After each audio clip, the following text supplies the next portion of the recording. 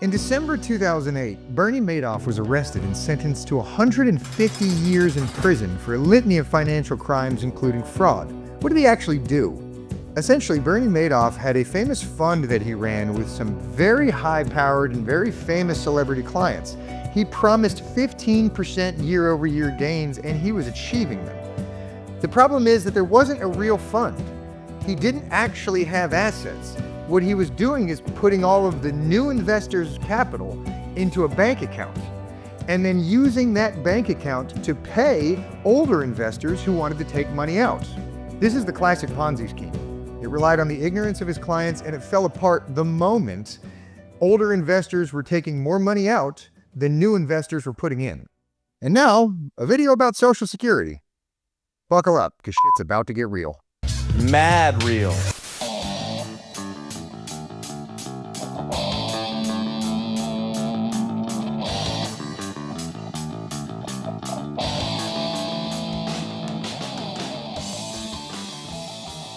Now, a lot of people love Social Security and they want to make sure that they get theirs, and I understand that.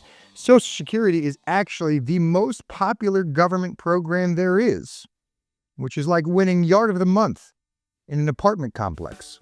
Approval ratings of programs are based on people's knowledge of how they work and what they do and whether or not they're working.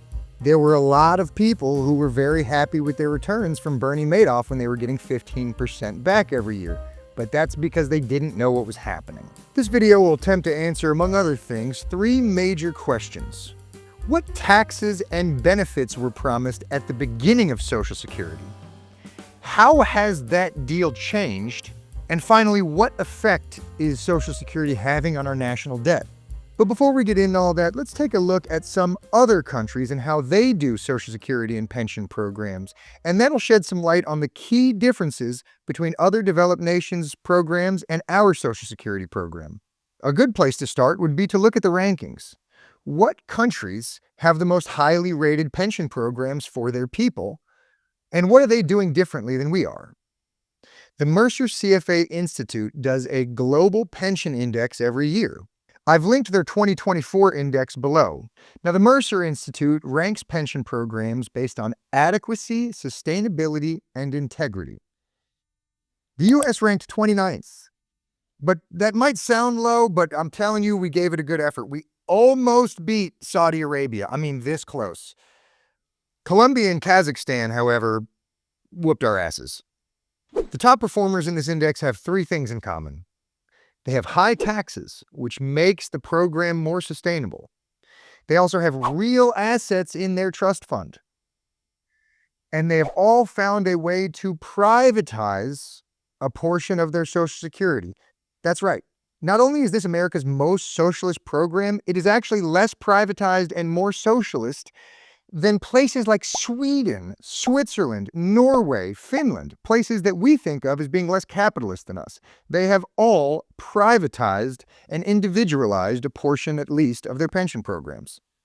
The Netherlands has a 17.9% tax rate specifically for this pension program, whereas the US's is only 12.4%. Now, a lot of you might say the tax rate is actually only 6.2%, but that's the employee's share, and then the employer also has to pay an extra 6.2%. That is a cost of hiring a new employee that otherwise could just go towards salary or benefits or something else. So it is a 12.4% tax rate for Social Security in America. But this 17.9% rate for the Netherlands and these high rates for other countries is the reason their program is sustainable. Now, Sweden has a 16% pay-as-you-go tax that works very much like the U.S. Social Security system, but they also have a 2.5% tax that turns into a contribution to your individual account and is made up of private assets that are yours. Sweden did not always have this privatized version, but their program was collapsing a few decades ago and they were forced to privatize a portion of it. Now, Norway is a very interesting case. So Norway has 2 parts to their pension program. One of them is a 21.9% tax, which goes into a real fund that is privately managed. This fund is used mostly to purchase domestic assets. But the second part of Norway's pension program comes from taxes on their oil companies. You see, they consider the oil companies to be harvesting natural resources that belong to all Norwegians. So they tax their oil companies, and that revenue goes into a privately managed international fund where they buy foreign assets. This is the largest fund of any type in the world, valued at over $1.7 trillion. What that means is that the 5.4 million Norwegian people, now this is a group of people the size of South Carolina. So a population the size of South Carolina's owns about 1.5% of all of the stocks in the world. But don't worry, we have a trust fund too. We'll come back to that.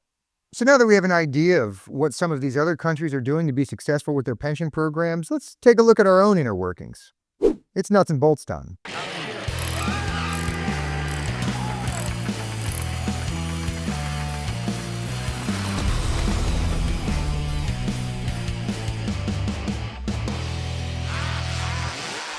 The Social Security Act was signed in 1935 by FDR. He sold the program as an insurance program, which everybody liked at the time. This is why, to this day, we still refer to the taxes as contributions, and we still refer to the payments when you retire as benefits. This is insurance language, and this is how it was sold. The problem is, there is no authority in the Constitution for the government to set up a public insurance program. So it was sold as an insurance program, but it wasn't actually built that way. So how was it built? Well, originally, the payout it promised over the age of 65 was actually pretty good. And the tax contributions you made coming out of your payroll taxes was 2%. Now, if you're a retiree over 65 and you've looked at a Social Security check recently, you might already see where I'm going with this. Now, while Social Security was signed into law in 1935, the first benefits weren't paid out until 1939. So the government was taking in payroll taxes for several years before they had to pay anything out. But even once they started paying things out, there were several years where they were taking in quite a bit more than they were paying out. So the government took those surpluses and put them into our very own trust fund.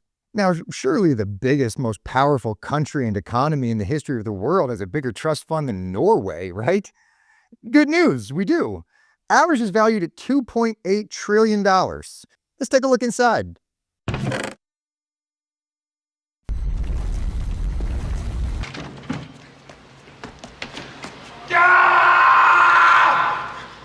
Okay, so it turns out we spent the money. In fact, we have always spent all of the money. So our trust fund is full of our own debt. It's full of our own bonds, and not like those normal bonds that make like 2.5%, 3%, 4% interest. I'm talking about bonds that yield 1.2% on average. Those are the lowest interest, worst performing bonds that exist. This money would have gotten better returns if invested in literally anything else. This is the worst investment any of us will ever make. Unless you bought that Hawk to a meme coin, in which case, this is the second worst investment you will ever make. Okay, this is the equivalent of me writing a check for $1,000 to myself and putting it in my pocket and calling it an asset and walking around and telling everybody I'm $1,000 richer now. There is no asset in the trust fund. They are promises to take on more debt in the future in order to pay these existing claims. So what this trust fund functionally is a running tab of how much money we have already spent that we owe the Social Security program. But don't take my word for it. Look at the Congressional Budget Office and what they say in their own report on what's in the trust fund. As the CBO puts it, the resources to redeem a trust fund's securities and thereby pay for benefits or other spending in some future year must be generated through taxes, income from other governmental sources, or borrowing from the public in that year. Trust funds have an important legal meaning, but they have little relevance in an economic or budgetary sense. The trust fund is an accounting fiction, and this is how it works. The U.S. government has its own budget. And when they take in Social Security payroll taxes and surplus, that goes into the general fund. Okay, the general fund is what pays for everything. It's what pays for every bit of welfare. It's what pays for roads. It's what pays for Social Security. That's where the money comes from. When there are surpluses to Social Security, what we do is we spend the money because it's in the same general fund that everything else is in. And then we create a line in an accounting ledger that sends an IOU to the Social Security Fund, which has its own budget. The Social Security Administration has its own budget, so the Social Security Administration counts this as an asset. But the U.S. Treasury, with its own budget, counts it as a liability. So the trust fund, there's nothing in it. While it is an asset to the Social Security Administration, it is simultaneously a liability to the U.S. Treasury. But the U.S. Treasury General Fund is where all of the money for the benefits and everything else comes from anyway. And since the U.S. government is running trillions of dollars of deficits every year, it's not even that we don't have money. We have less than no money. We don't have no money. Negative $10. That's how much I have now. That means I don't even have no money now. I wish I didn't have anything. I wish I just had nothing, but I have less than that. I don't have none. So when these bonds need to be cashed out, all that's going to happen is we're going to have to pull more money from the general fund. But again, since the general fund is always in deficit, we are just going to go further into debt to pay them. That's all they are, is debt. There is not an asset of meaningful value in the trust fund. This is a lie that people keep telling. There is nothing in the trust fund except our own IOUs. And I don't know if you've heard, but boy, we got a lot of outstanding IOUs. That's as good as money, sir. Those are IOUs. The $2.8 trillion trust fund is not an asset. It is your children's liability. This is simply not a trust fund. It's a fictional account full of IOUs that politicians already spent getting elected. A country of 5.4 million people has a trust fund with $1.74 trillion worth of real assets. That's somebody else's liability. But the richest, most powerful country in the history of the earth has a lockbox full of its own debt. Oh my God. I am never going to financially recover from this. Now, defenders of the program will tell you that the U.S. Treasury bond is maybe the most secure asset on earth because the U.S. Treasury always pays its bills so far. But the government's ability to take on ever-increasing debt loads is not evidence of a program that is working. So let's move on to our next question. How has this deal changed over time? Now, as I mentioned before, when Social Security started, we had a 2% payroll tax to fund it, and the benefits for retirees were not subject to tax. The first changes to that came in 1950 when the payroll tax was increased from 2% to 3%. But the benefits were first increased in 1950 as well to account for the increase in cost of living. But in 1954, the payroll tax was increased from 3% to 4%. Then it was 4.5% in 1957, then 5% in 1959. You see where I'm going with this?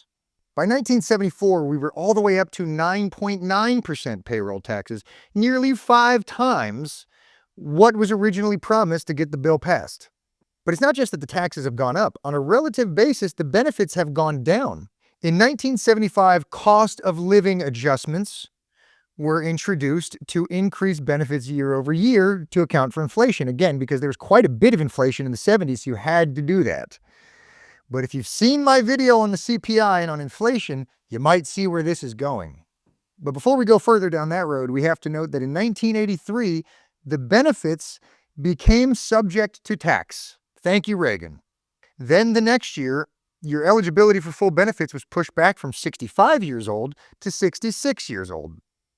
If you notice a pattern here, it's because every single change that has been made since this bill was signed has been designed to raise the taxes and to lower the benefits.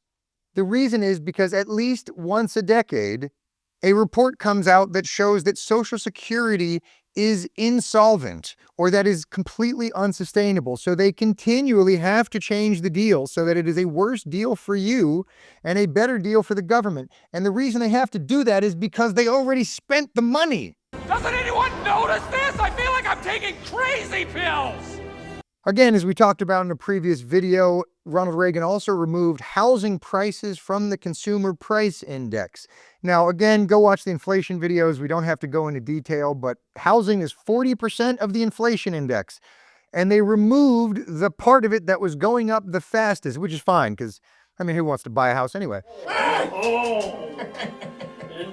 But this had the effect of lowering the cost of living adjustments. And again, if you watch our video on inflation, that is the purpose of the inflation numbers being fudged. By fudging the inflation numbers and having that tied to Social Security, this is a way to reduce the benefits in a real sense every year.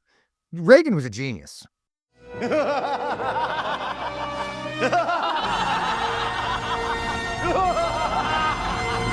Reagan's changes took the Social Security program from being in distress and insolvent into turning huge surpluses throughout the 80s and throughout the 90s. And you'll never guess what they did with those surpluses. Okay, you'll guess. They spent them and added a credit to the trust fund.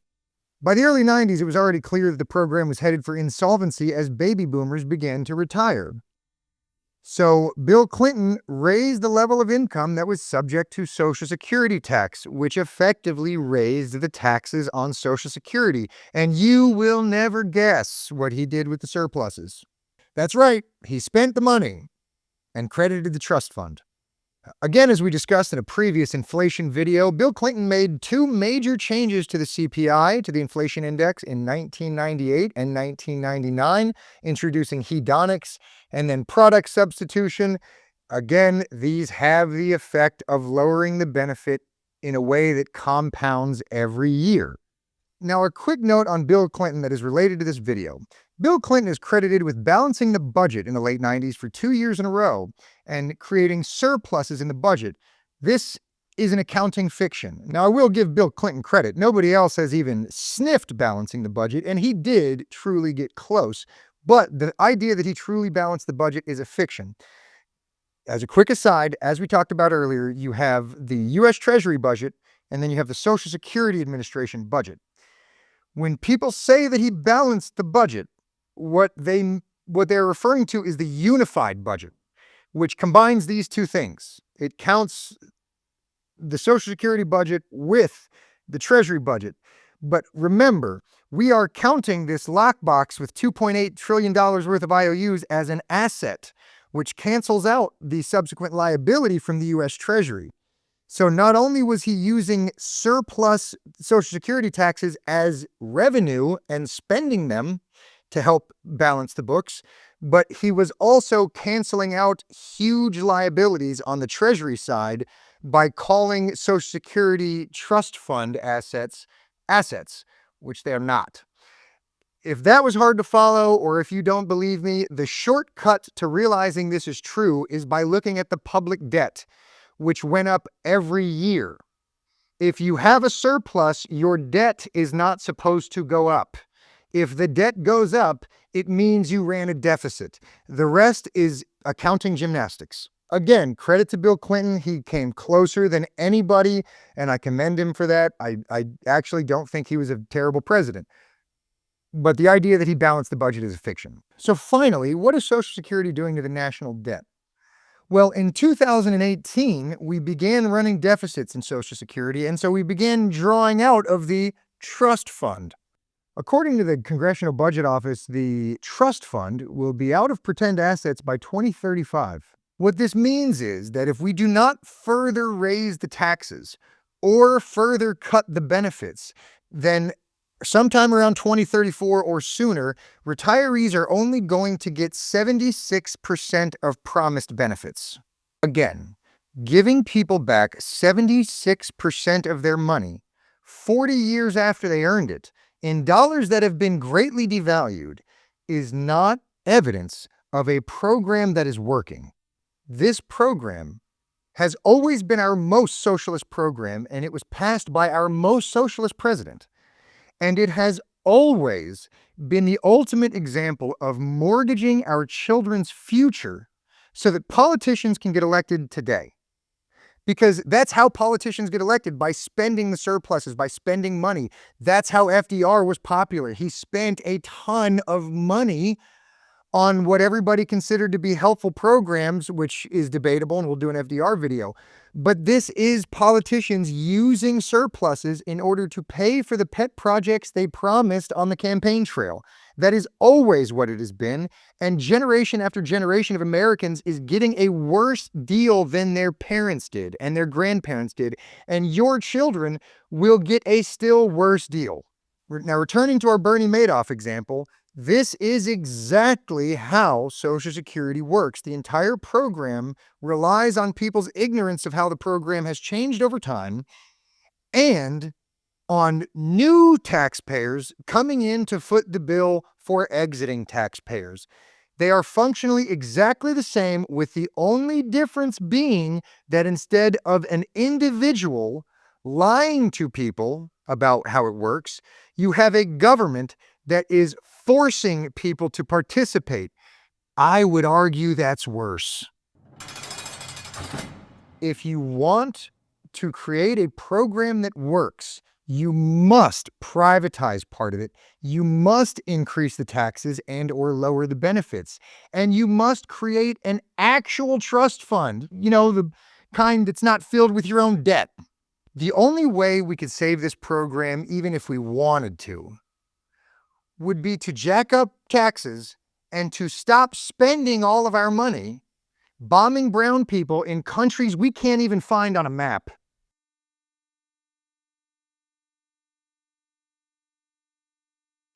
That does it for this episode. I hope you've enjoyed yourself. If you've had fun and learned anything, go ahead and hit that like and subscribe button. But most importantly, share this with your friends.